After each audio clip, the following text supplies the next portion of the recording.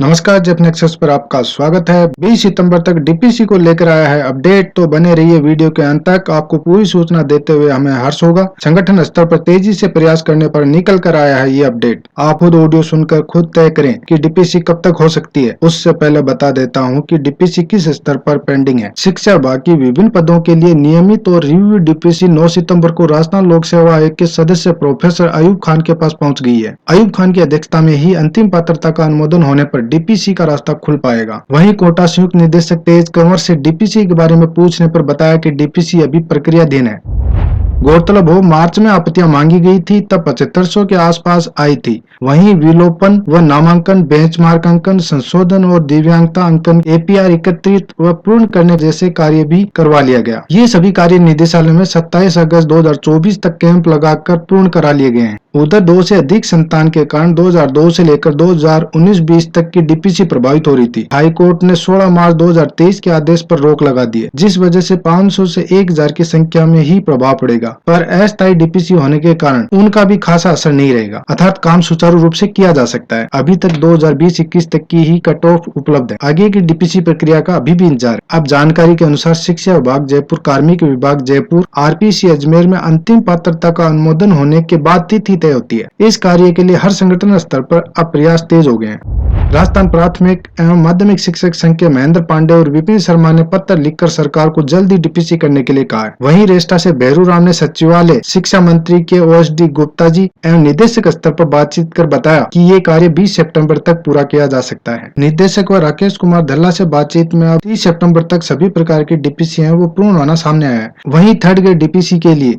RSR rule 1951 26 D है वो जोड़कर इसमें संशोधन कर दिया गया है, जहां पर वेतन डीपीसी के सभी लाभ अधिकतम रूप से अस्थायी डीपीसी पर मिलते रहेंगे, जो पहले एड हॉक डीपीसी में नहीं मिला करते थे। अब देखने वाली बात ये होगी कि ये कार्य थर्ड ग्रेड से सेकंड ग्रेड से फर्स्ट ग्रेड कब तक होता है।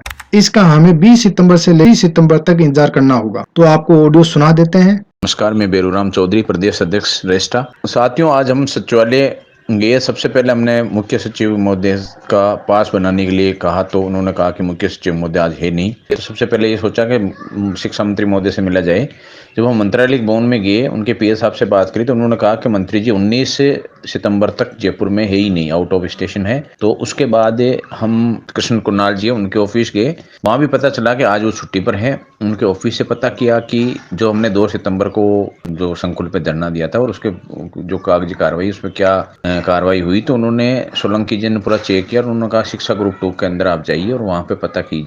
फिर वहाँ से जब हम शिक्षा ग्रुप 2 में गए और वहाँ पे ही शिक्षा मंत्री जी के ओएसडी बीके गुप्ता जी है, तो वहाँ पे उनसे मिले। तो उनसे कहा कि सर, तो एक बार आप पता करिए सर हमारी डीपीसी क्यों नहीं हो रही, वास्तविकता क्या, सच्चाई क्या है निदेशालय स्तर पे। फिर उन्होंने अरुण जी को कॉल लगाया, अरुण जी से फ़ोन पे बात हुई। फ़ोन रखने के बाद में कहा कि 5 दिन में यदि आपकी डीपीसी की लिस्ट तैयार नहीं हो जाती तो मुझे कह देना, और 30 सितंबर तक का आपकी इस महीने के अंदर डीपीसी हो जाएगी, इस महीने के अंदर के पक्का डीपीसी हो जाएगी। उसके बाद फिर हम निदेशक महोदय से पता किया, शिक्षा संकुल में ऑफिस स्टेट ओपन में वो बैठे हुए हैं।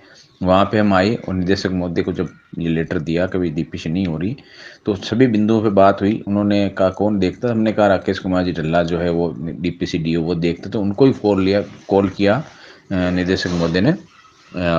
डल्ला जी से बात की, उनको कहा ये इतने लंबी कैसे पेंडिंग चल रही, तो उन्होंने कहा वो रूल अमेंडमेंट के चक्कर में, कि वो तो फरवरी में हो गया था।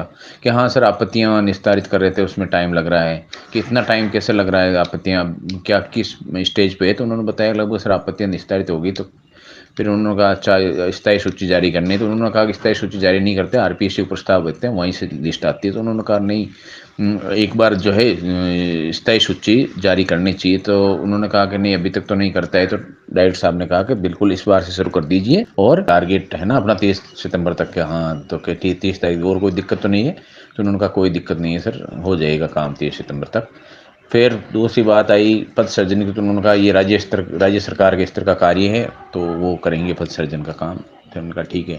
फिर जब सारे पद खोलने की बात आई, तो उन्होंने कहा कि सर ये सारे पद तो हम नॉर्म्स का फॉलो करना पड़ेगा, क्या रूल्स रेगुलेशन रहती है उसके हिसाब से हम खोल लेंगे। तो हमने कहा सर वाइस प्रिंसिपल के भी आपने खोले थे, तो कहा कि हमने उसमें 1.5 गुना पद खोले थे। और फिर हमने कहा सर व्याख्याता तो उतने लगने हैं जितने पद हैं, चाहे कहीं पे भी वो पोस्टिंग मिलो उनको, कहीं पे भी पदस्थापन भरे जाएंगे तो उतने ही लगेंगे।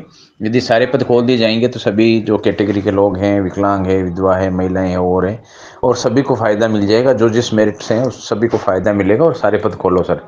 तो फिर उन्होंने लास्ट में कहा कि हाँ ठीक है, मैं बिल्कुल इस पॉइंट को भी देखता हूँ, ठीक है करवाते हैं। अब साथियों सबसे बड़ा हमारे लिए चैलेंज ये है कि डीपीसी तो आज नहीं तो कल होनी है। डीपीसी का फायदा तब मिलता है, उन लोगों को मिलता है जो अभी अपने घर से बहुत दूर हैं, जो एक तरह से ट्रांसफर के रूप में होता है। साल में मुश्किल से एक बार, कभी 2 बार, यानी एक साल में एक बार आप संगठन के आह्वान पे एकजुट नहीं हो सकते ना, तो फिर संगठन को कोसना छोड़ दो। अपने जो कर्म है उन कर्मों का ही फल हमें मिलेगा। और कौन सा एक दिन जयपुर आके जाने में बहुत बड़ी परेशानी हो जाएगी कि आज हमारी ये स्थिति है कि हम 70,000 में से 2,000 के अलावा तो डीपीसी भी नहीं चाहिए लोगों को। हाँ डीपीसी बताइए 9,500 है कहाँ पे? वो संगठन कमजोर है। कमजोर तो आप खुद हो गए हो, बुरी तरह कमजोर हो गए हो। तो आपने सुना, आपको काफी हद तक समझ में आ गया होगा कि डीपीसी की क्या कंडीशन है। जेफ नेक्सस के साथ बने रहने के लिए आपका बहुत बहुत आभार। सूचना सही लगी हो तो लाइक जरूर करें ताकि आपको यूं ही सूचना उत्साहपूर्वक दी जाए। धन्यवाद।